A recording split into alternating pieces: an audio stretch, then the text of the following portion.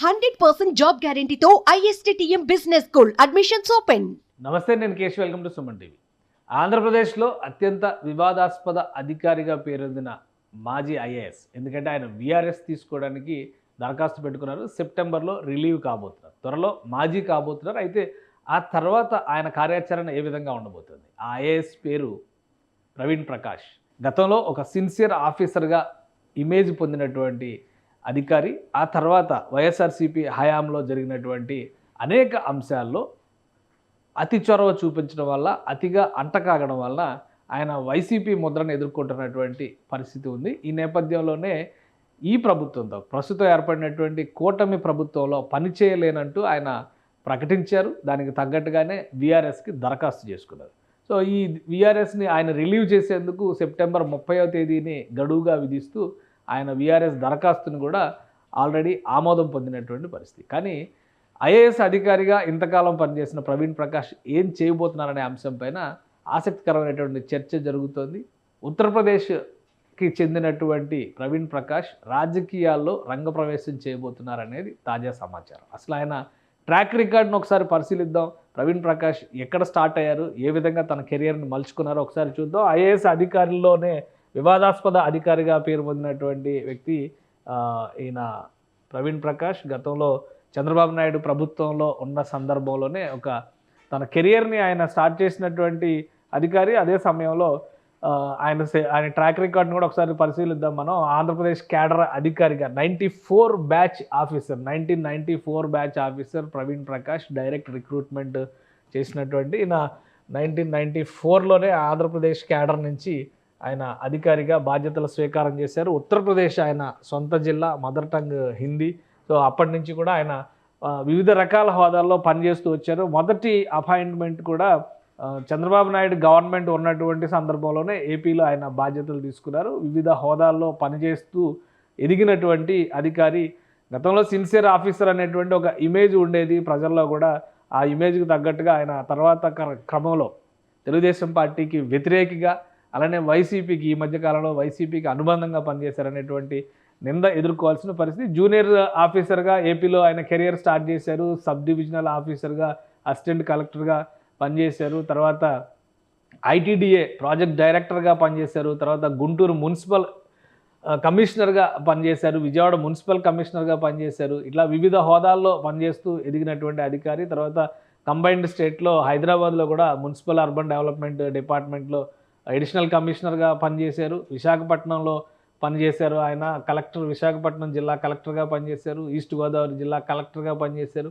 So deputy secretary హోదాతో ఉన్నటువంటి అధికారి. తర్వాత క్రమంలో పవర్ సెక్టార్కి సంబంధించి, ఈస్టర్న్ పవర్ గ్రిడ్కి సంబంధించి సీఈఓగా కూడా వ్యవహరించారు. రంగారెడ్డి జిల్లా కలెక్టర్గా పనిచేశారు కంబైన్డ్ స్టేట్లో. తర్వాత మున్సిపల్ అడ్మినిస్ట్రేషన్ డిపార్ట్మెంట్కి సంబంధించి మేనేజింగ్ డైరెక్టర్ హోదాల్లో ఆయన పనిచేశారు. సో లాస్ట్ గవర్నమెంట్ అంటే వైఎస్ జగన్మోహన్ రెడ్డి గవర్నమెంట్ టైంలో జరిగినటువంటి పరిణామాలు చాలా ముఖ్యమని. రాష్ట్ర విభజన తర్వాత ఆయన అప్పటికే కేంద్ర సర్వీసులకు వెళ్ళిపోయినటువంటి అధికారి. కేంద్ర సర్వీసుల్లో కూడా హ్యూమన్ రిసోర్స్ డెవలప్మెంట్, అలానే ఇన్ఫోటెక్కి సంబంధించినటువంటి అధికారిగా, హౌసింగ్ అండ్ అర్బన్ అఫైర్స్కి సంబంధించి జాయింట్ సెక్రటరీగా పనిచేశారు. తర్వాత ఢిల్లీలో రెసిడెంట్ కమిషనర్గా, జగన్మోహన్ రెడ్డి ప్రభుత్వం ఉన్నటువంటి సందర్భంలో ఢిల్లీలో రెసిడెంట్ కమిషనర్గా ప్రవీణ్ ప్రకాష్ పనిచేశారు ఎక్కువ కాలం. ఎందుకంటే ఢిల్లీలో రెసిడెంట్ కమిషనర్ అంటే ఏపీ భవన్, ఈ పరిసర దానికి సంబంధించి ఆంధ్రప్రదేశ్ అఫైర్స్కి సంబంధించి కూడా ఆయన యాక్టివ్గా వ్యవహరించినటువంటి అధికారి. తర్వాత పాఠశాల విద్యాశాఖకి సంబంధించినటువంటి ప్రిన్సిపల్ సెక్రటరీగా బాధ్యతలు తీసుకున్నారు. ఎందుకంటే ఏపీ సీఎంఓలో కూడా ఆయన కీలకమైనటువంటి అధికారిగా పనిచేశారు. సీఎంఓలో ఒక దశలో ఎల్వి సుబ్రహ్మణ్యం గారు చీఫ్ సెక్రటరీగా ఉన్నటువంటి సందర్భంలో ఎల్వి సుబ్రహ్మణ్యం ఆర్డర్స్ను కూడా బేఖాతరు చేస్తూ సీఎంఓ సెక్రటరీ హోదాలో ఉన్నటువంటి ఈయనే చక్రం తిప్పినటువంటి రికార్డు ఉంది.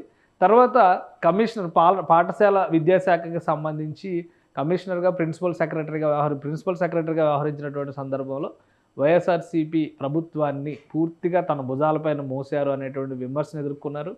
ఆ క్రమంలోనే ఆయన రాజకీయాలకి దూరంగా జరగాలని అధికారి, అంటే ముఖ్యంగా ఐఏఎస్ పదవికి దూరంగా జరగాలని నిర్ణయం తీసుకున్నారు. ఇప్పుడు కొత్త ప్రభుత్వం ఏర్పడిన నేపథ్యంలో తన రాజీనామాని ఆయన సమర్పించారు. ఐఏఎస్ అధికారిగా తన ప్రస్థానాన్ని ముగించిన తర్వాత ఆయన ఏం చేయబోతున్నారు అనేది ఇప్పుడు ఆసక్తికరంగా మారింది. అయితే యూపీలో భారతీయ జనతా పార్టీలో జాయిన్ అవ్వబోతున్నారనేది తాజా సమాచారం. బీజేపీ నాయకుడిగా ఉత్తరప్రదేశ్లో ప్రవీణ్ ప్రకాష్ అరంగేట్రం చేస్తారనేది ఢిల్లీ వర్గాల నుంచి అందుతున్నటువంటి సమాచారం. ఇందులో వాస్తవమైనది, ఎందుకంటే ఆయన మదర్ స్టేట్ అనేది ఒకటి, అలానే కేంద్ర ప్రభుత్వంలో పనిచేసేటువంటి సందర్భంలో కూడా వారణాసికి స్పెషల్ ఆఫీసర్గా ప్రవీణ్ ప్రకాష్ పనిచేశారు. వారణాసి ఎంపీగా ప్రధానమంత్రి నరేంద్ర మోడీ అప్పుడు ఇప్పుడు అంటే 3 టర్ములు గెలిచినటువంటి నాయకుడు. ఆయనకి సంబంధించినటువంటి కొన్ని ప్రాజెక్టులు, వారణాసి అర్బన్ డెవలప్మెంట్ ప్రాజెక్టులో భాగంగా వారణాసి డెవలప్మెంట్ను ప్రత్యేక పర్యవేక్షణ అధికారిగా కూడా ప్రవీణ్ ప్రకాష్ని నియమించినటువంటి ట్రాక్ రికార్డ్ ఉంది.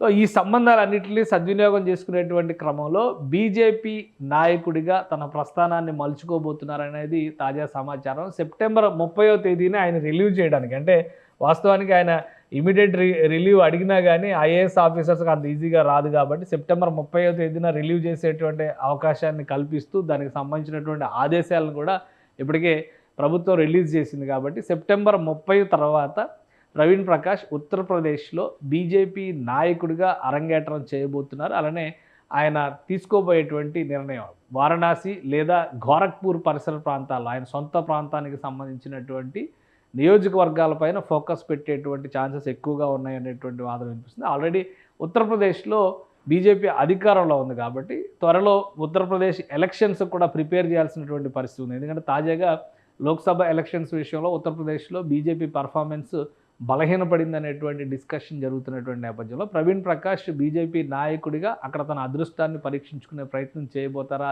లేదా అనేది ఆయన రిలీవింగ్ తర్వాత క్లారిటీ వచ్చేటువంటి అంశం. కానీ దీనికి కావాల్సినటువంటి ప్రాతిపదికను మాత్రం ప్రవీణ్ ప్రకాష్ ఇప్పటికే సిద్ధం చేసుకున్నట్టుగా తెలుస్తుంది. సో రాజకీయ అవతారంలో ప్రవీణ్ ప్రకాష్ ఏ విధంగా ఉండబోతారనేది ఇప్పుడు ఆసక్తికరంగా మారుతున్నటువంటి అంశం. సుమన్ టీవీలో మీ పర్సనల్ అండ్ బిజినెస్ ప్రమోషన్స్ కోసం కింది నెంబర్కి కాంటాక్ట్ చేయండి.